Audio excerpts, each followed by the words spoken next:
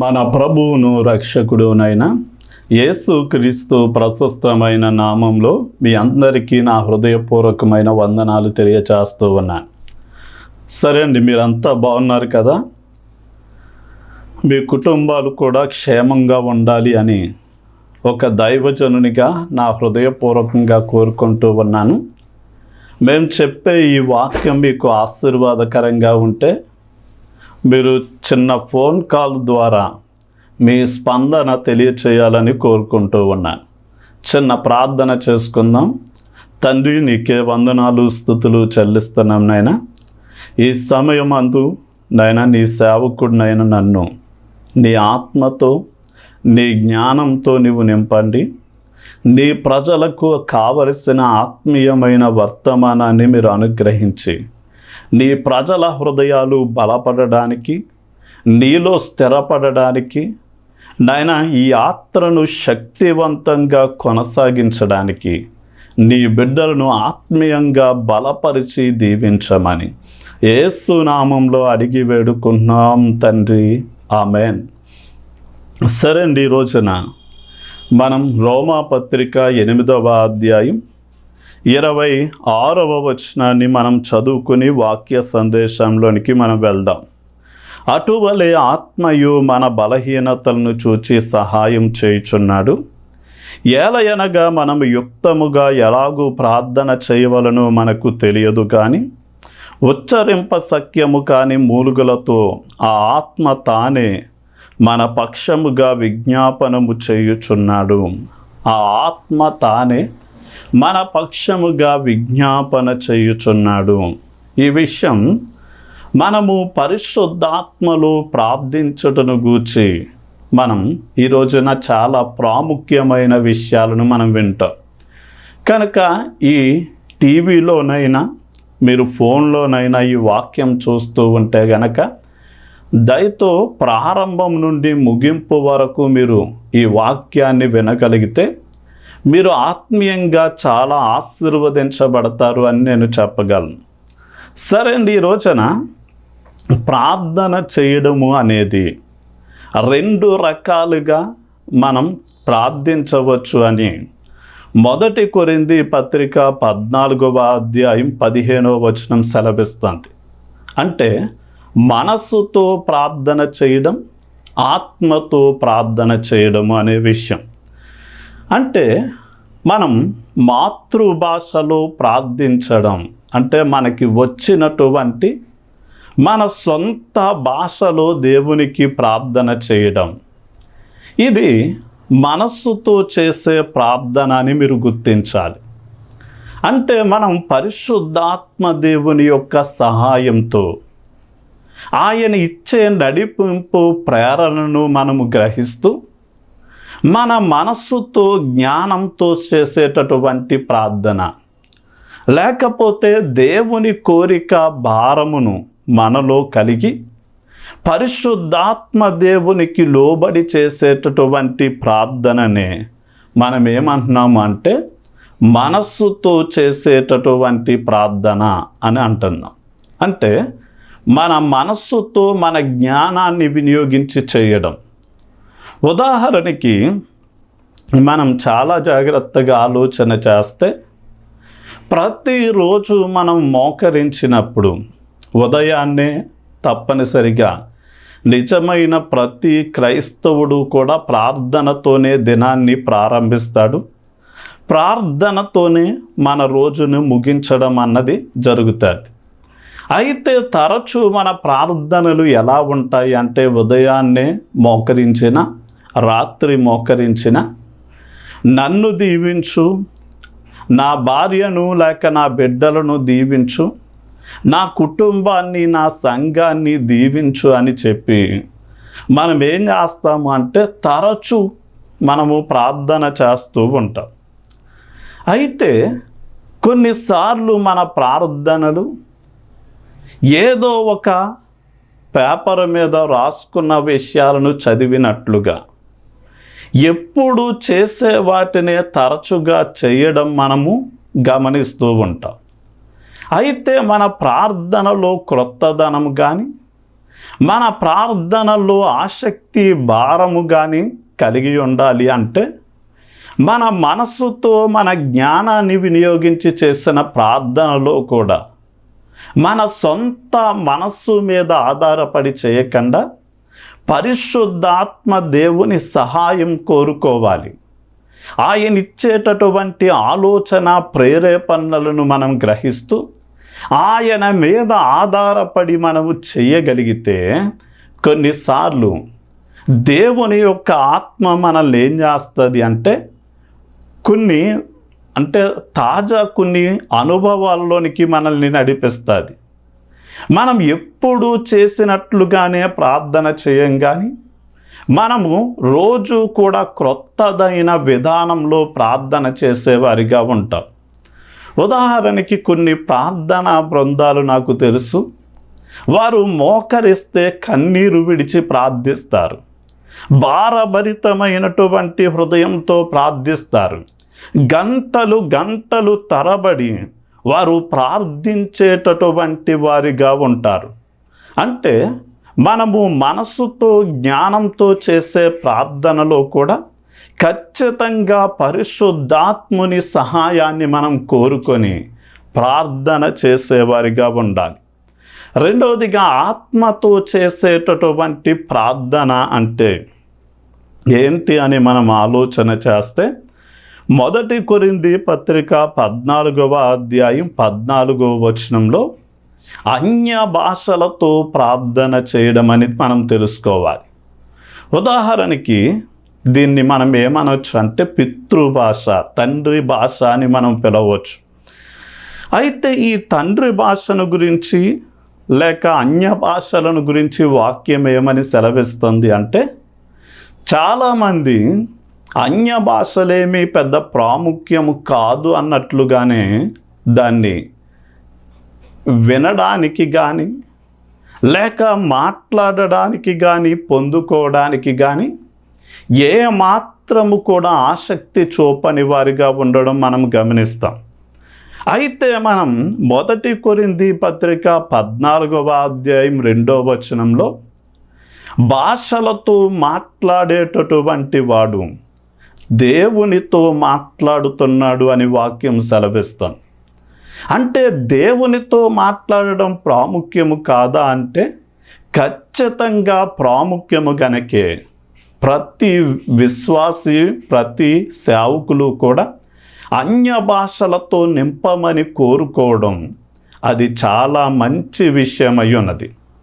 రెండవదిగా 1 కొరింథీ పత్రిక 14వ అధ్యాయం 4వ వచనంలో భాషలతో మాట్లాడువాడు తనకు తానే క్షేమాభివృద్ధిని కలిగించుకుంటున్నాడు అని రాయబడింది. అంటే మనము క్షేమాభివృద్ధిలోనికి రాకుండా ఇతరులను క్షేమాభివృద్ధిలోనికి నడిపించడం అన్నది అసాధ్యమైన విషయం. అందుకని మనం అన్య భాషలతో దేవునితో మాట్లాడడం, మనము క్షేమాభివృద్ధిని కలిగించుకోవడం అది చాలా అవసరమై ఉన్నది అని మనం తెలుసుకోవాలి.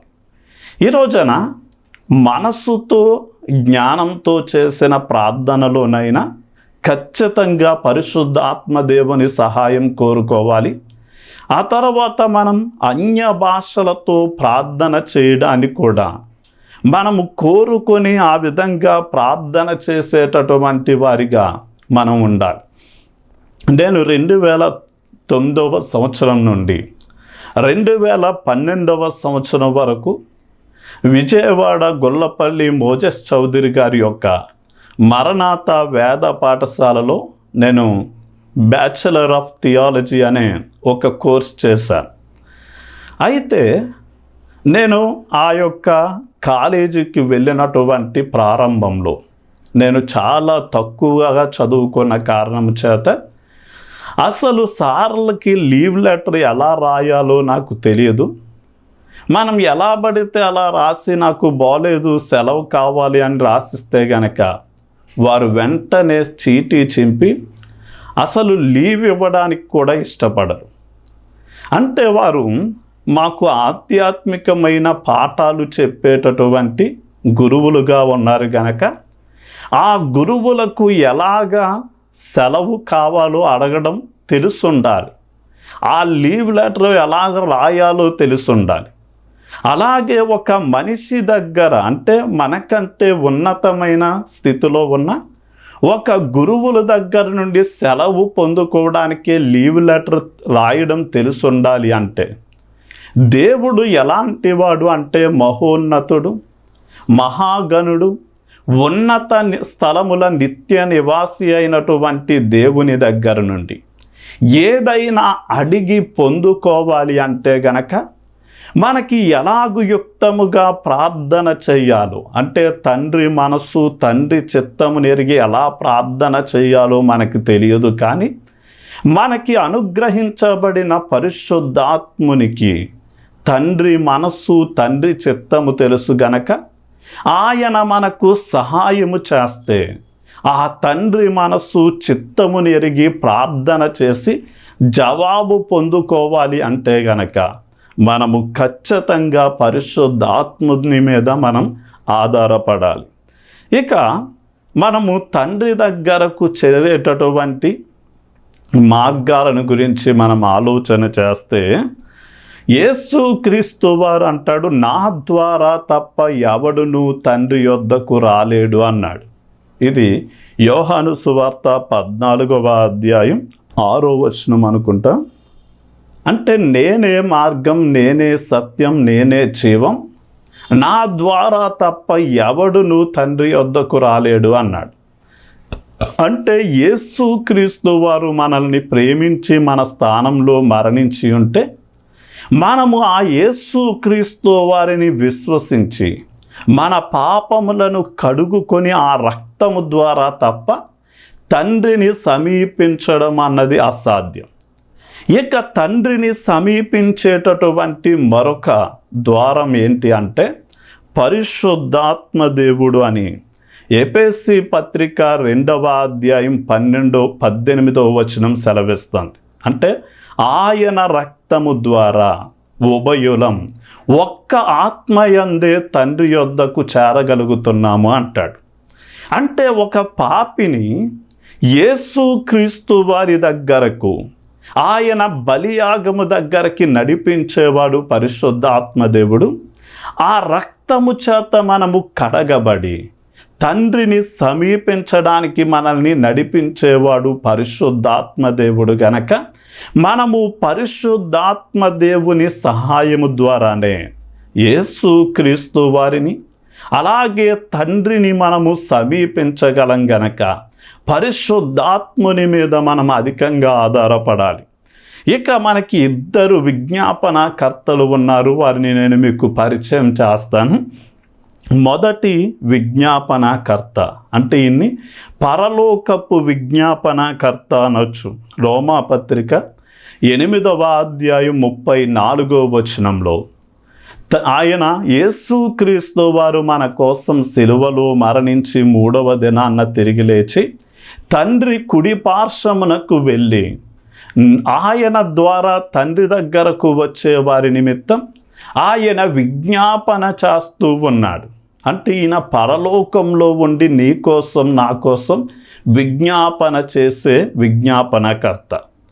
అయితే రెండవ వ్యక్తి లేక రెండవదిగా మనం భూలోక విజ్ఞాపనకర్త, అంటే మన దేహాన్ని ఆలయముగా చేసుకుని మనలో ఉండి మన నిమిత్తం విజ్ఞాపన చేసేది ఎవరు అంటే పరిశుద్ధాత్ముడు, పరిశుద్ధాత్మ దేవుడు అని మనం రోమాపత్రిక 8వ అధ్యాయం 26వ వచనం సెలవిస్తుంది. అంటే మనం మన బలహీనతలను ఆయన ఎరిగి మనం ఎలాగ యుక్తముగా ప్రార్థన చేయాలో మనకు తెలియదు, కానీ ఉచ్చరింప సఖ్యము కాని మూలుగులతో ఆయన మనతో ఉండి ఏం చేస్తున్నాడు అంటే విజ్ఞాపన చేస్తున్నాడు అని వాక్యం సెలవిస్తాం. అసలు ఉచ్చరింప సఖ్యము కాని మూలుగులతో ఎందుకు విజ్ఞాపన చేస్తున్నాడు అని గనక మనము పరిశీలన చేస్తే మన ఆత్మీయ క్షేమమును గూర్చిన భారం ఎవరి మీద ఉంది అంటే పరిశుద్ధాత్మ దేవుని మీద ఉంది. ఉదాహరణకి ఏదైనా తోటలో ఆదాము అవ్వలు దేవునితో ఒక తండ్రికి బిడ్డలుగా ఆయనతో సహవాసం చేసేవారు. అంటే ఆదాము అవ్వలు దేవుని ఆత్మను కలిగి దేవుని యొక్క బిడ్డలుగా వారు ఉన్నారు. కానీ ఎప్పుడైతే వారు పాపం చేశారో వారిలో ఉన్న దేవుని యొక్క ఆత్మ వారిని విడిచిపెట్టిన వెంటనే వారు దేవుని యొక్క ఆత్మను కోల్పోయి, దేవుని సహవాసం కోల్పోయి ఏదేను తోటలోండి ఏం చేయబడ్డారు అంటే నెట్టివేయబడ్డారు.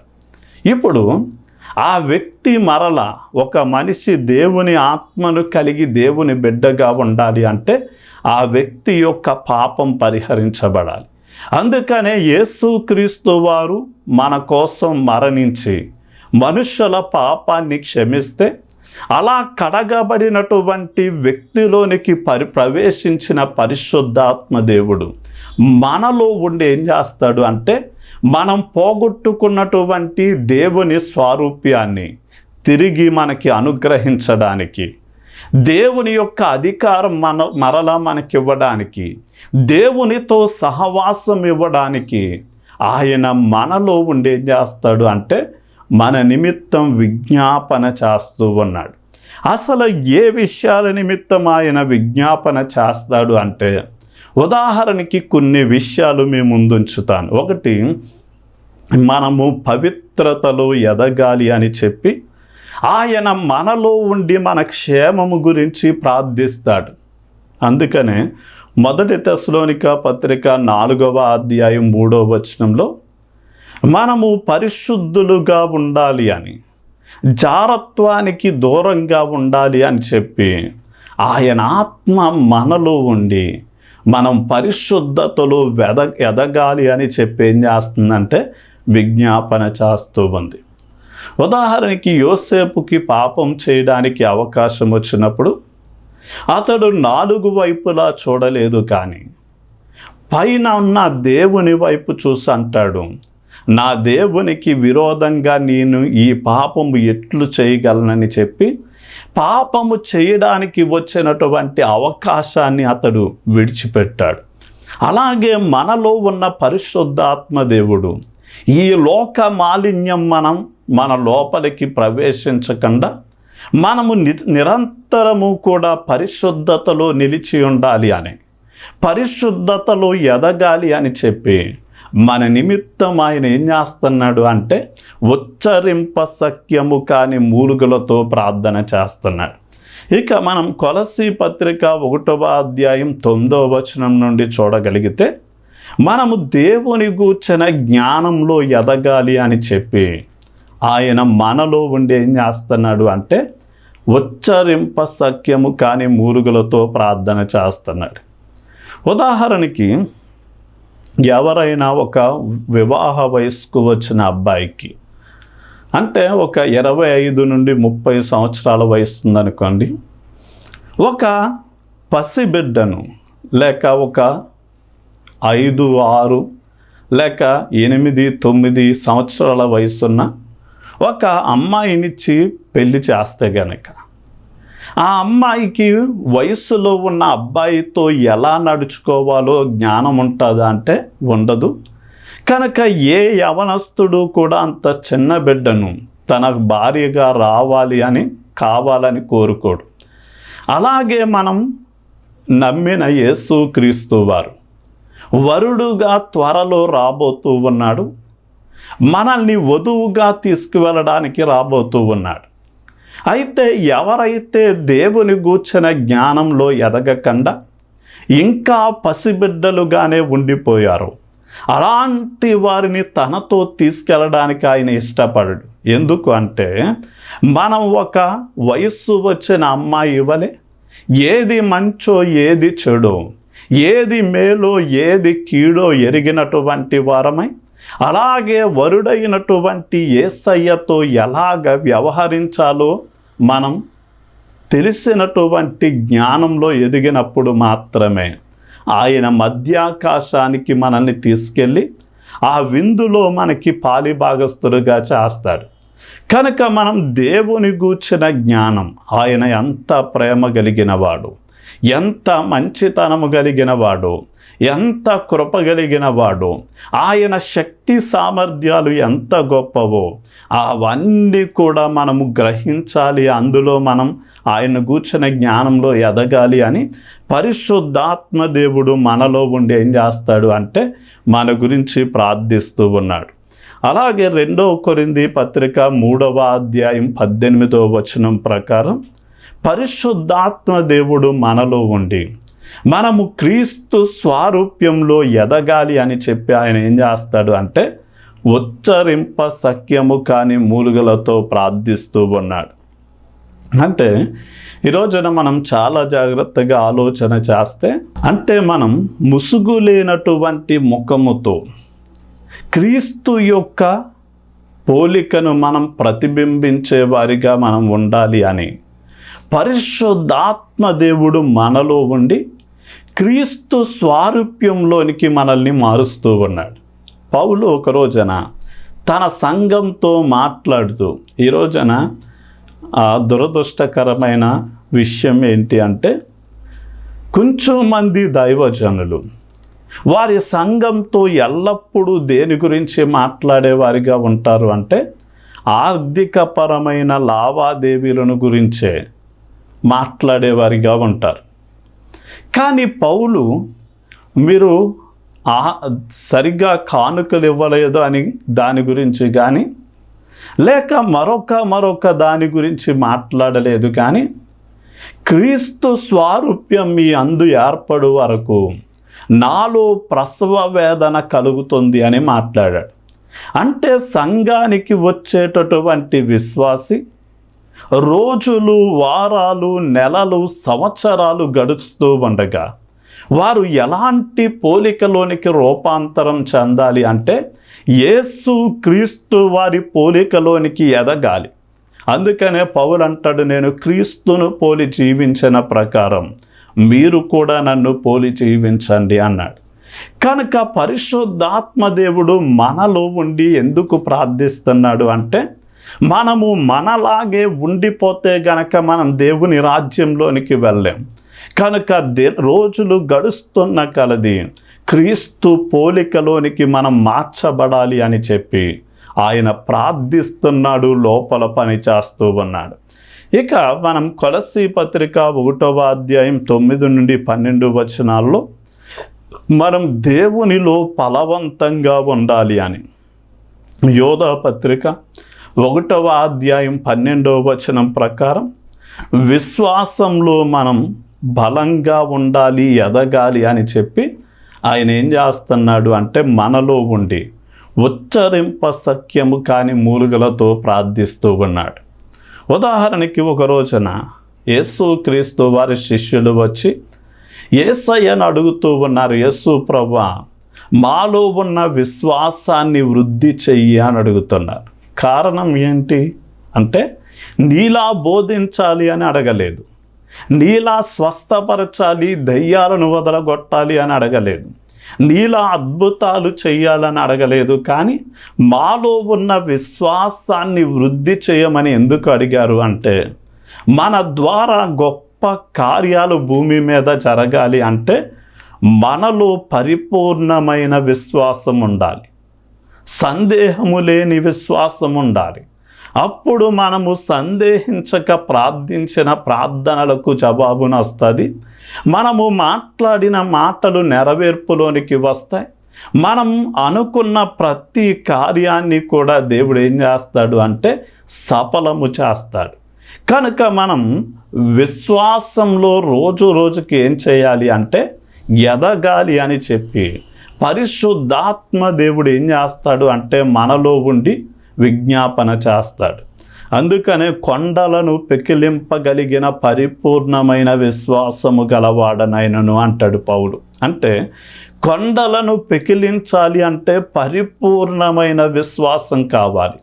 ఆ విశ్వాసంలోనికి మనం ఎదగాలి అని పరిశుద్ధాత్మ దేవుడు మనతో ఉండి ఏం చేస్తున్నాడు అంటే విజ్ఞాపన చేస్తూ ఉన్నాడు. సరే, మనం ప్రార్థన చేసుకుని మనం ముగించుకుందాం. మీరు కూడా ఎప్పుడు ప్రార్థన చేసినా దేవుని ఆత్మ సహాయాన్ని మీరు కోరుకోగలిగితే ఆయన మీకు వెనువెంటనే సహాయం చేస్తాడు. ప్రార్థన. తండ్రి, నీకే వందనాలు, స్తుతులు చెల్లిస్తున్నాం నాయనా. ఈ సమయమందు పరిశుద్ధాత్ముడు కూడా మా బలహీనతలు ఎరిగి మాకు ఎలాగు యుక్తముగా ప్రార్థన చేయాలో తెలియదు అని ఉచ్చరింప సఖ్యము కాని మూలుగలతో నాయన మాలో ఉండి ప్రార్థిస్తూ ఉండగా మేము పరిశుద్ధతలో ఎదగాలి అని, జ్ఞానంలో ఎదగాలి అని, క్రీస్తు స్వారూప్యంలో ఎదగాలి అని, ఫలవంతంగా ఉండాలి అని, విశ్వాసంలో ఎదగాలి అని, మా క్షేమముని కోరుకొని నాయన ప్రార్థన చేస్తూ ఉండగా మాకు మీరు వరంగా ఇచ్చిన పరిశుద్ధాత్ముని బట్టి మేము నిన్ను స్తుతిస్తూ ఎల్లప్పుడూ కృతజ్ఞులమై ఉండి నాయన మేము మీరు చేసిన ప్రార్థన విజ్ఞాపనను బట్టే మేము ఇంకను ఈ భక్తిలో నిలిచి ఉన్నాము అని, నీతిలో నిలిచి ఉన్నాము అని మేము గుర్తించి అన్ని విషయాలలో నిన్ను ఘనపరచడానికి సహాయం చేయండి నాయన. అవును, నీ మనస్సు నీ చిత్తము మేము ఎరగము గనక నాయన మాకు మీరు అనుగ్రహించిన ఆత్మ మీద మేము ఆధారపడుతూ ఉండగా నీ ఆత్మ మమ్మల్ని ప్రార్థనలో నడిపిస్తూ ప్రేరేపణిస్తూ ఆలోచనిస్తూ మేము మరి ఎక్కువగా ప్రార్థన చేయడానికి నీవే నీ సంపూర్ణమైన సహాయ సహకారాలు అనుగ్రహించి దీవించమని యేసు నామంలో అడిగి వేడుకుంటున్నాం తండ్రి. ఆమెన్.